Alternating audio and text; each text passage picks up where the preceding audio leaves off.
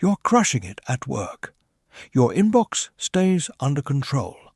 Friends call you the organized one. But underneath that polished exterior, your mind races through disaster scenarios at 3 a.m. You rehearse conversations that haven't happened yet. You check your work 17 times before hitting send. Welcome to the exhausting paradox of high-functioning anxiety, where success and suffering wear the same face. High-functioning anxiety isn't a clinical diagnosis. It's a lived experience affecting millions who appear perfectly put together while battling internal chaos. Unlike clinical anxiety disorders, people with high-functioning anxiety maintain their responsibilities, often excelling at them. They show up on time, meet deadlines, and project confidence. But this external competence masks a relentless internal struggle that most people never see. The psychology behind high-functioning anxiety reveals a fascinating yet painful adaptation. Your brain has learned to channel fear into productivity. That constant worry becomes fuel for preparation, perfectionism, and performance.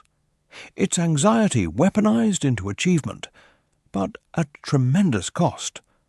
Neuroscientifically, your amygdala stays hyperactive, constantly scanning for threats.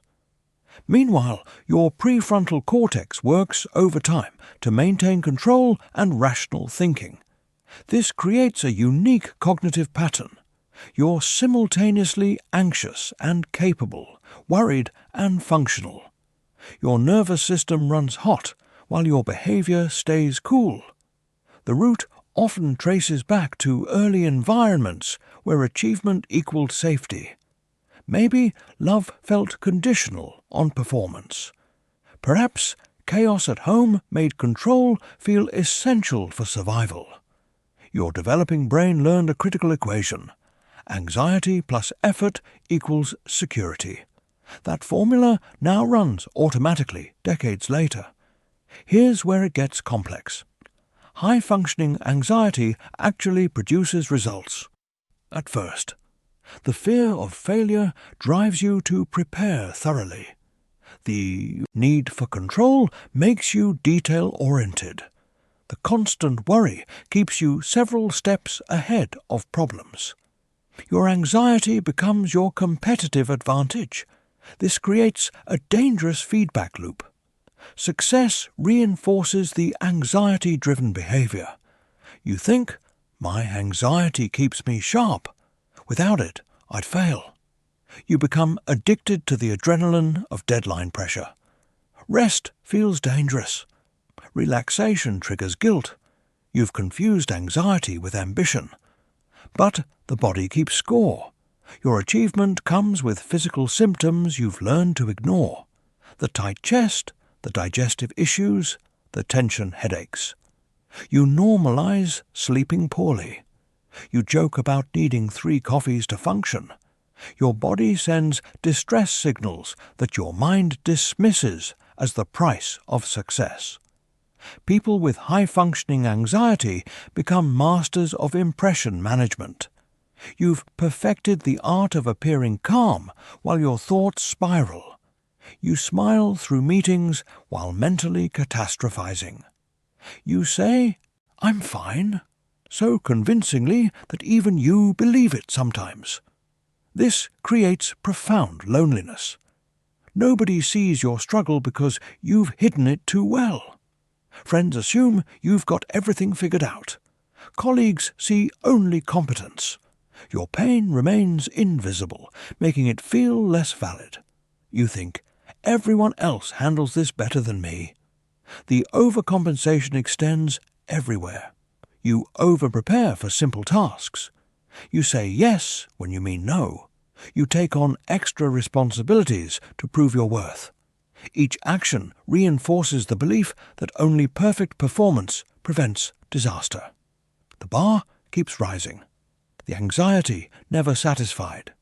High-functioning anxiety operates on borrowed time. The system eventually reaches capacity.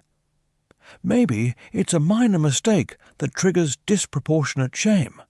Perhaps it's realizing your relationships feel transactional. Sometimes it's simply exhaustion, the bone-deep weariness of maintaining the performance. These breaking points serve as invitations for change.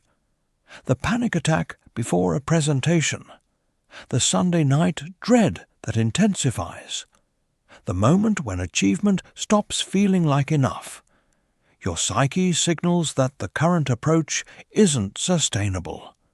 Something fundamental needs to shift. Recovery requires distinguishing between healthy motivation and anxiety-driven compulsion. Healthy motivation energizes. Anxiety-driven compulsion depletes. One moves toward values, the other runs from fear. Learning this difference takes time and often professional help. Cognitive restructuring challenges core beliefs. I need anxiety to succeed becomes I succeed despite anxiety, not because of it. Perfection keeps me safe transforms into imperfection makes me human. These shifts feel threatening initially. Your anxiety protests loudly when you question its necessity. Nervous system regulation becomes essential.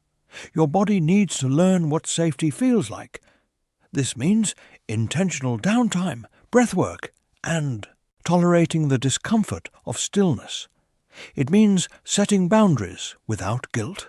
It means disappointing people without catastrophizing the consequences. Therapy modalities like CBT and ACT help significantly. So does somatic work, addressing how anxiety lives in your body. Medication can provide relief while you develop new coping mechanisms. The path isn't linear. There will be setbacks where old patterns resurface under stress. Healing high-functioning anxiety isn't about eliminating all worry or lowering standards. It's about decoupling worth from performance. It's discovering that you're enough without the constant proving. It's learning that rest doesn't require earning, that mistakes don't require punishment, that imperfection doesn't equal failure. True high-functioning looks different than you thought. It's accomplishing goals without sacrificing well-being. It's succeeding from confidence rather than fear. It's maintaining relationships, not despite vulnerability, but because of it. It's the radical act of being human rather than appearing perfect. Your anxiety once protected you. It helped you survive difficult circumstances. But survival mode isn't meant for permanent activation. You're allowed to evolve beyond the coping mechanisms that once served you. You're allowed to achieve without suffering. You're allowed to simply be.